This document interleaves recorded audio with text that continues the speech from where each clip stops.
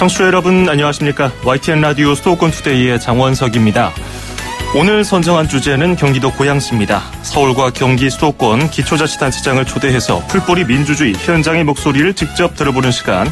잠시 뒤 일부 투데이 포커스에서는 이재준 고양시장 초대해서 인터뷰해보겠습니다. 2부 수도권 행정탐방에서는 경기도 민자고속도로 추석 무료 통행 정보를 알려드리고요. 수도권 부동산 소식 코너에서는 9.13 부동산 대책 이후 시장 상황에 대해서 짚어보겠습니다. 오늘은 전국적으로 비가 그친 뒤 맑은 가운데 일교차가 크겠습니다. 하지만 제주도는 점차 빗줄기가 굵어지면서 내일까지 120mm 이상의 비가 내리겠습니다. 경북 내륙과 전남 해안은 오늘 아침에, 경상도 해안에는 내일 5mm 안팎의 비가 조금 내리겠습니다. 오늘 한낮 기온 서울 28도, 청주와 대전, 광주가 27도, 대구는 28도를 기록하겠습니다. 2018년 9월 17일 월요일 YTN 라디오 수도권 투데이 지금 시작합니다.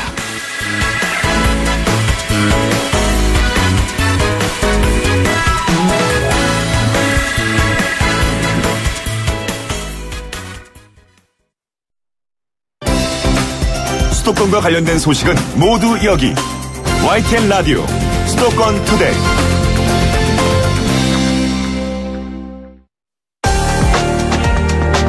투데이 포커스.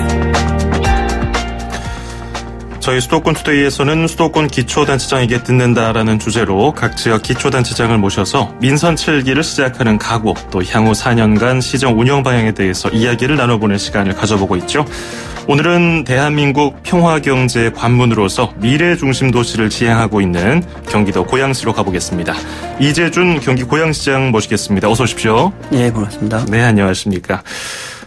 오늘 날씨는 괜찮지만은 이번 여름 굉장히 더웠잖아요. 그래서 좀 고생 많으셨을 것 같은데 어떻습니까? 예, 더위 때문에 단전되는 경우가 종종 있었습니다. 그때마다 이제 지역 주민들의 불편함 때문에 네. 현장에 달려가 보고 그랬지만 역시 인재라는 느낌이 많이 듭니다. 예. 철저히 대비했다면 이런 것은 막을 수 있었을 텐데 이런 생각도 많이 했습니다. 그렇군요. 고양시는 인구 100만이 넘는 도시이기 때문에 또 민원도 많지 않을까 해서 또 여쭤본 거였고요. 경기도 도의원도 2번 지내셨지만은 시장 후보로서 선거운동을 하면서 또 색다른 어려움이 있으셨을 것 같기도 한데, 선거운동 과정에서 겨우 고양 시민들 만나봤을 때 여러 얘기를 또 들어보셨을 것 같아요. 가장 기억에 남는 시민들의 발언이라든지 이런 게 있었습니까? 네, 이제 선거운동 과정 속에서 이제 사실은 미래를 준비하는 거였으면 좋겠다. 또 하나는 이제 우리도 도시나 내지는 성장을 반성으로 좀 바라보면 어떨까라는 논제를 제시했었죠. 그럴 때마다 부딪히는 어려움은 성장이나 발전에 대한 목마름이 너무 컸다. 아하. 갈증을 해소하는 것이 더 먼저라는 시민들의 말씀을 무겁게 받아들였죠. 예. 아무래도 고양시의 앞으로 4년 시정에도 그런 목소리가 가장 크게 반영이 되지 않았을까 생각이 드네요. 네, 맞습니다. 그러면 고양 시민들은 왜 이재준이라는 인물에게 고양시장이라는 중책을 맡겼을까요? 지난 8년 동안 의정 생활을 해온 거에 대한 믿음. 또 하나는 성장이나 이런 것들을 지금 세대에서 다시 한번 바라봐야 되는 거 아닌가라는 생각들에서도 공감이 있었을 것입니다. 저는 성장도 중요하지만 또 하나 같이 병행해야 되는 것이 환경이나 미래 세대, 그리고 과연 만족이나 행복이 무엇일까라는 거에 대한 문제제기를 많이 했던 거고. 예. 그러면서도 불구하고 고양시가 발전해야 된다는 이 기본적인 원칙은 단체장이면 누구나 느껴야 되는 책무 아닌가. 네. 이렇게 생각을 했습니다. 그렇습니다. 그런 마음가짐으로 지난 7월 1일에 취임하셔서 이제 2달 좀 넘었는데요. 굉장히 바쁘셨을 것 같아요. 어떻게 보내셨습니까? 네, 맞습니다. 인수위원회를 실제 조례로 만들고, 그래서 새로 인수위원회를 구성하고 거기서 정책 공약들 실천력을 담보해냈죠. 그걸 발표하고, 그 다음부터 이제 한 것이 이제 그 민생 탐방입니다.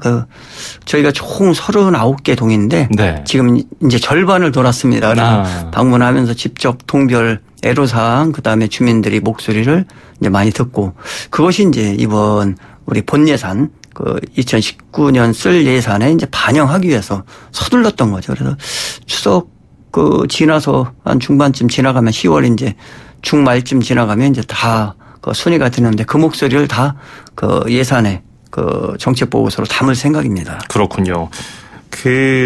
동마다 다 돌아다니면은 확실히 좁은 지역마다의 현안들에 대해서 직접 들어보고서 반영할 수 있기 때문에 큰 도움이 될 것 같긴 해요. 시정 운영에. 네.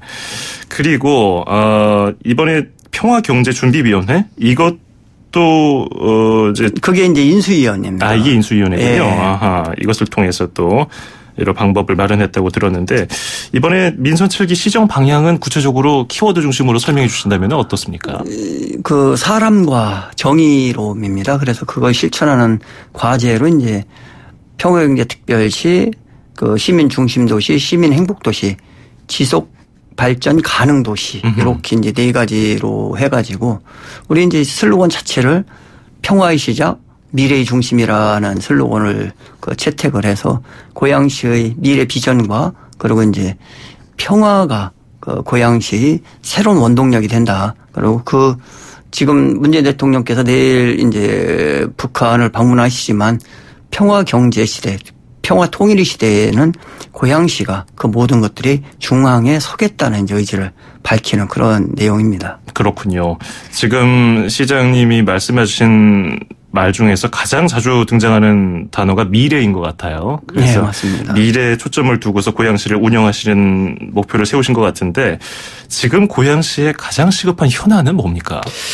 저희는 자족시설이라고 생각합니다. 예. 고양시는 철저하게 배드타운으로 설계가 되었습니다. 그러니까 서울 시내에 집이 없어서 그래서 그것을 어디다가 위치할까 하다 보니까 이제 위성도시로 고양시를 생각하게 된 거고 일산 신도시가 생겼죠. 그러면서 고양시에는 이제 수도권 규제법, 그 다음에 이제 군사시설 보호법, 그 다음에 그린벨트법 이 3법이 고양시에는 아무것도 할 수 없게 만듭니다. 그래서 공장 이전 촉진 지역이라 남들은 공장을 유치하기 위해서 애쓰고 있는데 저희는 있는 공장마저도 네. 밖으로 내보내야 되는 지역입니다.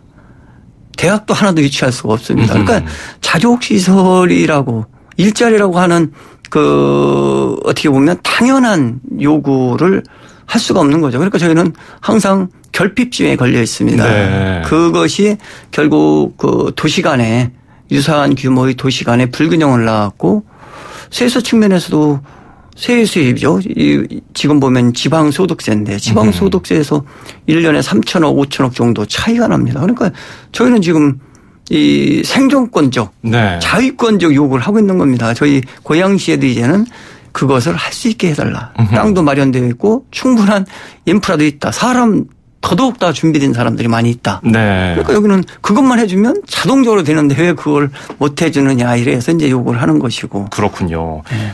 저희 회사에도 일산으로 출퇴근하는 분들이 많이 계시거든요. 그래서 배드타운 이미지를 탈피하기 위해서 노력하고 계시는데 그거의 하나의 일환으로 평화경제특별시 이것을 네, 목표로 하고 계신 것 같아요. 이것도 네. 좀 설명해 주시죠. 그러니까 이제 수도권 규제법을 저희가 손을 대면 지방이 또 이제 아우성이고 이렇게 되지 않습니까? 그래서 저희는 합리적 절충을 하자는 겁니다. 남북 경제 시대가 되면 남북 경협에 관련 기업들이 고양시에 들어올 수 있게끔 해달라. 그러니까 그거는 아예 제한된 범위 속에서의 목적성을 가지고 법을 약간 완화해달라는 거죠. 그래서 이제 그게 통일경제특구법 이렇게 이제 얘기가 되는 건데 그 속에 이제 고양시가 장점 뭐냐면 킨텍스라는 지난번에 남북 정상회담에 프레스센터가 위치했던 킨텍스라는 곳이 1, 2단계로 해서 대한민국 최고로 갖고 있고 네. 그다음에 모든 체육시설, 문화시설이 다 인프라 갖춰져 있습니다. 어울림누리, 아람누리 같은 경우는 국내 최고의 시설을 자랑하고 있고요. 체육도 빙상장소부터 모든 게 다 되어 있습니다. 농구, 축구 전부 다 그렇죠. 배드민턴장 같은 경우는 국내에서 제일 많은 그 운동시설을 갖고 있고요. 예. 이 모든 인프라가 갖춰져 있는 고양시에서 평화경제 그 협력 기업들의 그 출발을 여기서부터 시작하자. 그거에 대해서는 우리 고양시에 좀 유치를 해달라 그런 거죠. 그렇군요. 네. 도시 자족 기능을 확대하기 위해서 평화경제특별시로의 전환 이것을 또 목표로 하고 계시는데 이게 완성이 되려면은 그 안에 통일경제특구가 유치돼야 될 것 같거든요. 네, 이 맞습니다. 부분에도 굉장히 심혈을 기울이시는 것 같은데 어떻게 지금 계획하고 계시는지요? 지금 통일경제특구법은 뭐 대통령께서도 공약을 하셨던 거고 이미 이제 저희 지역의 김현미 국회의원님이나 저쪽 파주의 박정우 의원님 이런 분들이 이제 발의를 하셨어요. 그리고 저희도 이제 개인적으로 이제 그 경기도시학계도 통일경제특구법 속에는 접경지대에 고양시가 반드시 들어가야 된다. 그러면 고양시가 접경지대의 출발입니다. 행주산성서부터 사실 그 철책선이 쳐져 있거든요. 그렇죠. 네, 근데 고양시는 접경지대라고 그 사람들이 생각하지 잘 않아요. 근데 여기서부터 사실상 우리 고양시에서 바로 옆에 보면 한강 철책선이 있고 그 바로 넘어가 북한입니다. 예. 육안에도 보이거든요. 그렇죠. 네, 그래서 인프라와 그 사람이 다 갖춰져 있고 교육 환경이 경기도에서 최고로 좋은 고양시에서 이걸 해야지만 된다 이런 생각을 갖고 있습니다. 그렇군요. 이런 미래 평화시대에 대비한 것뿐 아니라 이제 국내에서 덩치가 좀 큰 도시들끼리 모여서 대도시 특례시 지정도 추진하고 계시지 않습니까? 100만이 네, 넘는 도시들끼리 모였는데 이것에 대해서도 좀 설명해 주시면 좋을 것 같아요. 네. 예. 그 정부에서 이제 그 한 10여 년 전쯤에 대도시 법을 만들었어요. 그건 네. 이제 인구 50만이 넘는 곳은 그 인구가 작은 도시와 똑같이 법을 적용한 것은 어폐가 있다. 그러다가 이제 인구가 100만이 넘는 도시가 이제 생겨난 거예요. 그렇죠. 그러면 또 이제 그런 논의가 시작이 돼야 되는 거거든요. 사실 저희는 광역시로 요구를 해야 됩니다. 근데 광역시로 하게 되면 벌써 4개 내지는 5개의 기초단체가 광역시로 나오게 되면 지금 광역시가 갖고 있는 광역시나 광역도가 갖고 있는 그 기능이 너무 이제 왜곡되거나 축소될 수가 있어요. 그래서 예. 저희는 절충안을 제시한 겁니다. 그 광역시나 광역도의 범위 안에서 그 합리적인 방법이 뭘까라고 해서 특례시를 지정해주면 그 경기도 같으면 경기도 산하이면서도 재정권이나 행정권에 그 다른 기초단체보다는 자율성을 많이 부여받는 이런 식의 합리적인 이제 절충안을 제시한 겁니다. 그래서 네. 이것이 되면 결국은 재정에서 도세로 가는 부분이 많이 이제 우리 기초단체로 집중 넘어오게 되고 또 하나가 이제 그 행정권이거든요. 인허가권이나 모든 개발권 이걸 다 경기도 승인을 거쳐야 되니까 경기도 입장에서는 31개 시군을 다 공평하게 봐야 되잖아요. 그런 측면인데 또 저희는 저희 도시만 봐야 되는 입장으로 돼 있거든요. 그렇죠. 그 큰 틀에서는 같이 가지만 독자성에 대한 그 지분을 좀 많이 늘려달라는 이런 조건이죠. 그렇군요. 고양시와 더불어서 용인시, 수원시, 창원시 이렇게 4개 도시 예. 시장들이 모여서 협의도 하고 있는데 실현 가능성은 어느 정도로 보고 계십니까? 저는 상당히 높다고 봅니다. 왜냐하면 그 대통령께서도 인구 100만의 도시는 새로운 그 특례법이나 특례 관련 그런 제도를 만들어야 된다고 얘기를 하셨고 예. 또 특히 이재명 시장님 같은 경우는 뭐 그 성남시장 시절에 100만 대도시를 줄기차게 주장하셨던 분이고 그래서 저희는 충분히 될 거라고 보고 이것이 또 저희 같은 경우 그렇지 않습니까? 우리가 선거구 획정 관련했을 때 네. 3배수를 넘으면 안 된다. 이게 이제 위헌 판결을 받았던 거예요. 지금 50만을 했기 때문에 그거의 2배를 넘는 이것 또한 그 문제가 있지 않을까. 그래서 이거는 정부에서 전향적으로 좀 해 주셔야 된다. 그것이 분권형 개헌을 실질적으로 하는 것이다. 그런 생각도 들고 한편 보면 3만 5천의 인구를 갖고 있는 기초단체하고 105만, 저희가 105만이거든요. 네. 수원은 120만이고. 이런 데가 똑같은 행정 제도를 갖고서 이렇게 있다면 이것은 맞지 않는 거죠. 그래서 몸에 맞게 그 틀을 좀 만들어줘야 된다 이런 생각을 합니다. 네. 대도시 특례시 지정 이 부분도 관심 있게 좀 지켜봐야겠군요. 네. 자, 그리고 얼마 전에 의정부 지방법원 고양 지원에 지방법원 승격 필요성도 제기하신 걸로 알려져 있는데 기초단체장이 법원에 대해서 이렇게 언급한 걸 굉장히 이례적이라고 또 평가를 받고 있거든요. 어떤 이유에서 이런 말씀하셨는지요?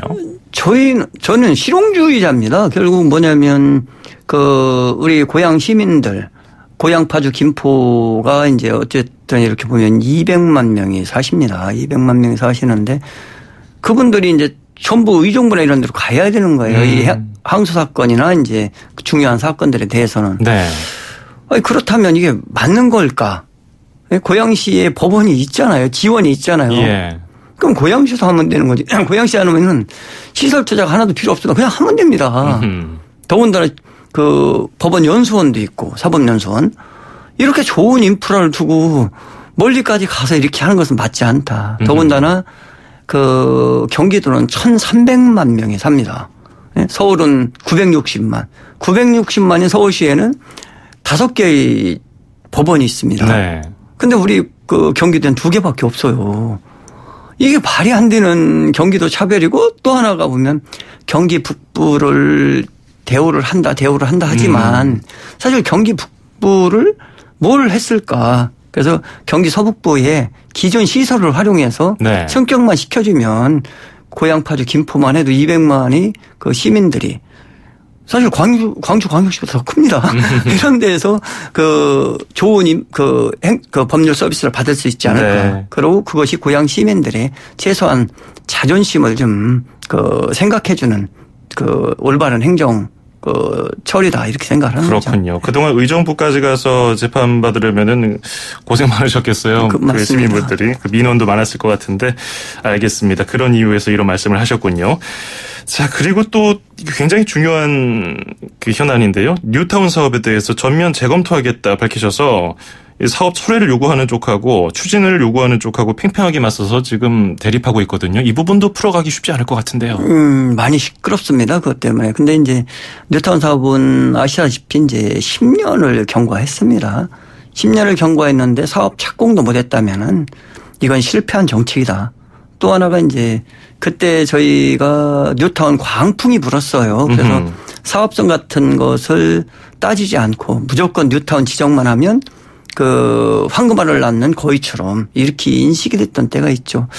2012년인가 2013년에 우리 경기도 도지사인 김문수 지사께서 뉴타운은 실패한 정책이라고 이제 사과를 하셨습니다. 그러고 이제 그다음부터 그동안 조합원들이 쓴 돈에 대해서는 매몰 비용이죠. 그걸 지원해 주겠다 해서 이제 뉴타운 전면 재검토가 들어가는데 고양시는 그럼에도 불구하고 아직까지도 뉴타운을 다시 지금까지도 승인을 해주고 있었던 거죠. 예. 뉴타운에 대한 방향을 잘못 잡았다. 그래서 저희는 사업성을 용역을 주어서 객관적으로 검증을 하겠다. 조합에서 한 사업성은 사실상은 100% 신뢰하기 어렵다. 그래서 그거를 조합원들한테 다 일일이 등기우편으로 발송을 하고 그분들이 원하는 방식대로 추진을 하겠다. 그것이 이제 첫 번째고 그럼에도 불구하고 이제 주민들이 찬성을 하지만 저희들이 따졌을 때 사업성이 너무 떨어져서 비례율이 50% 나온다, 60% 나온다 이러면 그런 부분들은 행정이 올바른 방향을 제시해야 된다 해서 그런 부분들에 대한 직권 취소를 이제 하겠다. 이것을 이제 저희가 얘기를 하는 거죠. 예. 대곡 역세권 관련해서 아직 좀 불명확하지만 그 부분 짧게 좀 들어볼까요? 대곡 역세권은 고양시 어떻게 보면 마지막 남은 자족 시설 용지라고 보면 됩니다. 네. 5개의 철도가 지나가고 거기가 이제 아시다시피 GTX역이 지나갑니다. 그리고 거기에서 대륙으로 가는 철도의 시발점이 저는 될 거라고 생각을 합니다.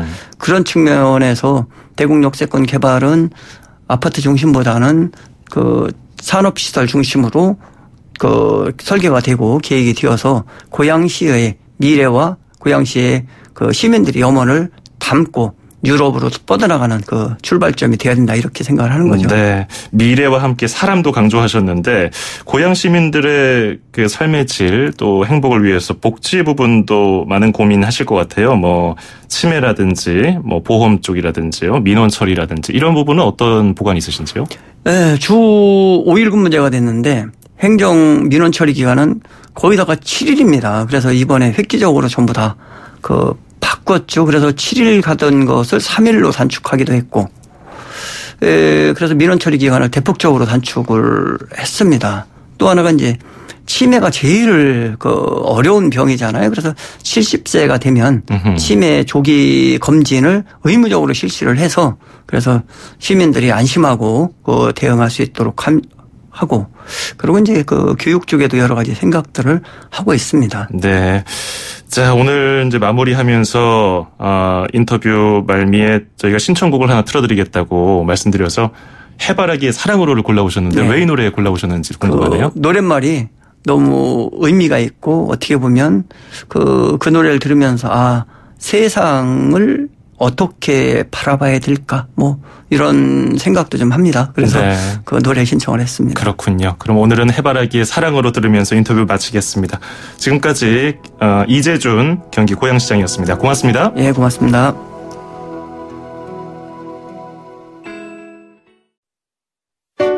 (2500만) 수도권 청취자를 위한 모든 소식이 한자리에 YTN 뉴스 FM 수도권 투데이.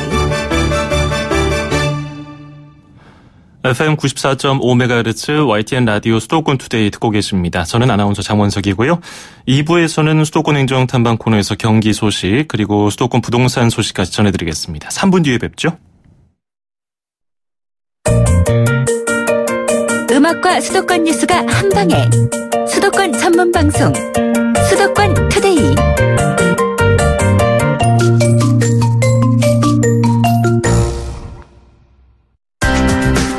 서울, 경기, 인천, 집고!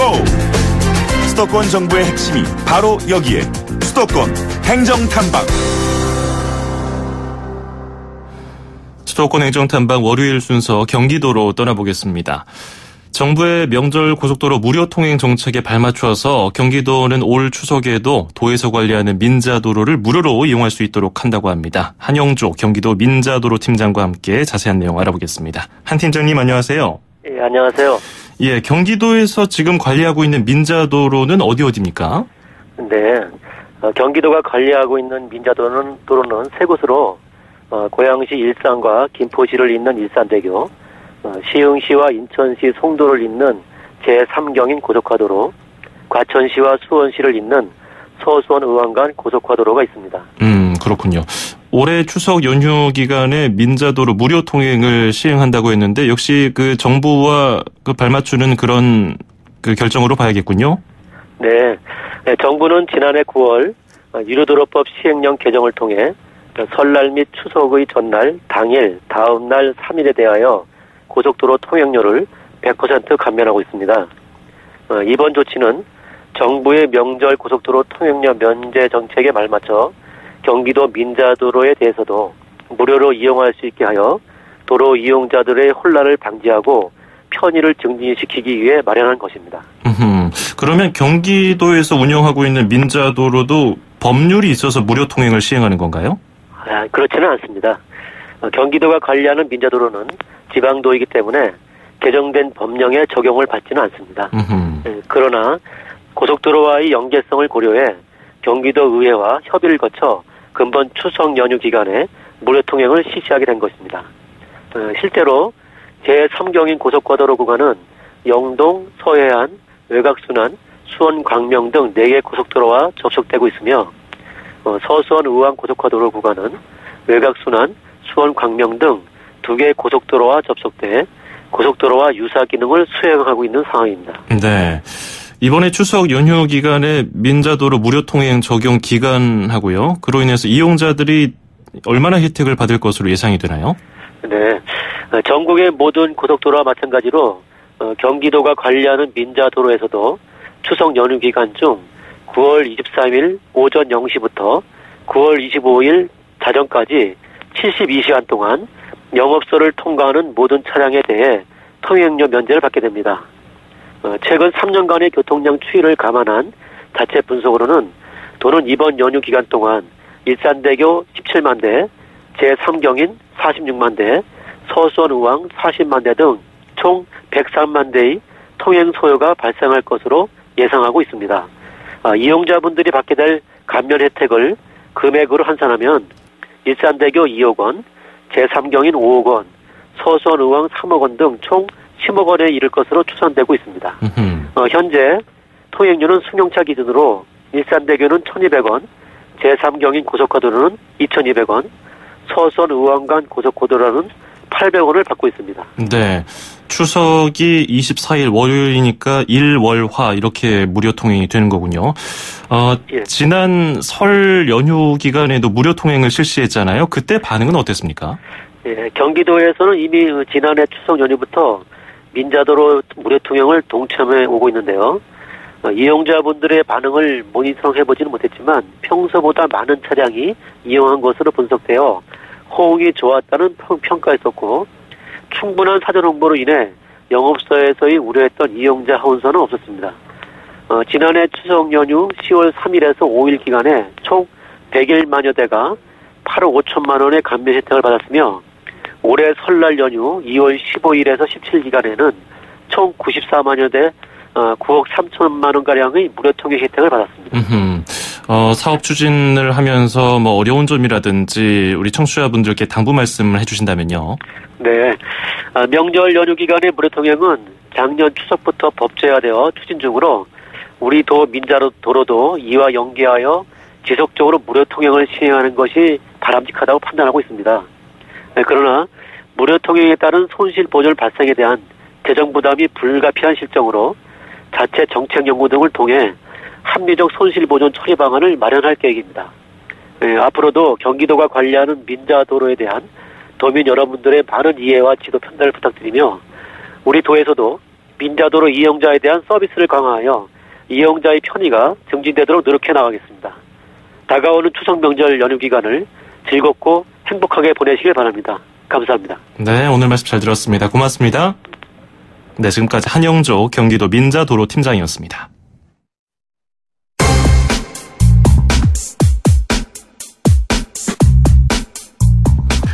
네, 이어서 수도권 부동산 소식 코너입니다. 함영진 직방 빅데이터 랩장과 함께하겠습니다. 안녕하세요.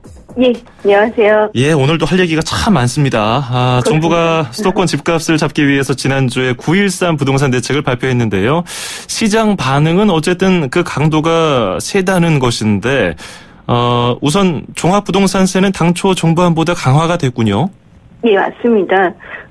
정부가 3주택 이상 보유자와 서울 등 집값이 급등한 조정지역 2주택 이상 보유자에 대해서 주택분 종합부동산세 최고세율을 참여정부 수준 이상인 최고 3.2%로 중과하고 또 세부담 상한 한도도 종전 150%에서 300%로 올리게 됐습니다. 네. 또 종부세 과표 3억 원에서 6억 원 구간을 신설해서 세율을 0.7%로 0.2%포인트 인상시키기도 했는데요. 현행 종부세 과표 구간은 구간별로 세율이 0.5%에서 2%를 적용하고 있습니다. 하지만 하반기 정기국회에서 종부세 인상안이 만약 통과되게 되면 내년부터는 최고 0.6%에서 3.2%로 애초 6월의 정부안보다 대폭 세율이 늘어나게 되는데요. 종부세 산정 시 적용하는 공정시장 가액 비율도 조정지역의 다주택자나 3주택 이상자는 상당히 높게 형성된과 동시에 연 5%포인트씩 2022년까지 100%로 인상하기로 했기 때문에 아무래도 보유세 부담은 앞으로 늘어날 것이라고 생각하시면 될 것 같습니다. 그렇군요. 그리고 9.13 부동산 대책이 발표된 다음 날에 14일부터 주택담보대출 규제도 강화가 됐어요. 2주택자는 규제 지역에서 주택 신규 구입 대출이 아예 안 된다고요? 그렇습니다. 2주택 이상 보유자는 규제 지역의 신규 주택담보대출을 원천 금지하고 또 1주택자도 이사 같은 실수요자가 아니면 금지하는 게 핵심입니다. 규제 지역 내 공시가격 9억 원 초과 고가주택 구입 시에는 실거주 목적인 경우를 제외하고는 주택담보대출을 아예 받으실 수 없습니다. 그리고 이제 전세자금 대출도 강화됐는데요. 전세자금 대출 보증 역시 2주택자는 공적 보증이 금지되기 때문에 사실상 은행권에서 전세자금 대출을 받기 어려워지고요. 1주택자는 부부 합산 연소득 1억 원 이하인 경우에만 전세자금 대출을 받으실 수 있겠습니다. 네. 게다가 1세대 1주택 양도소득세 비과세 요건이라든지 장기 보유 특별공제 혜택도 규제가 강화됐어요. 고가 1주택자 장기 보유 특별공제 요건을 강화했습니다. 고가주택이라는 것은 이제 9억 원 이상을 말하는데요.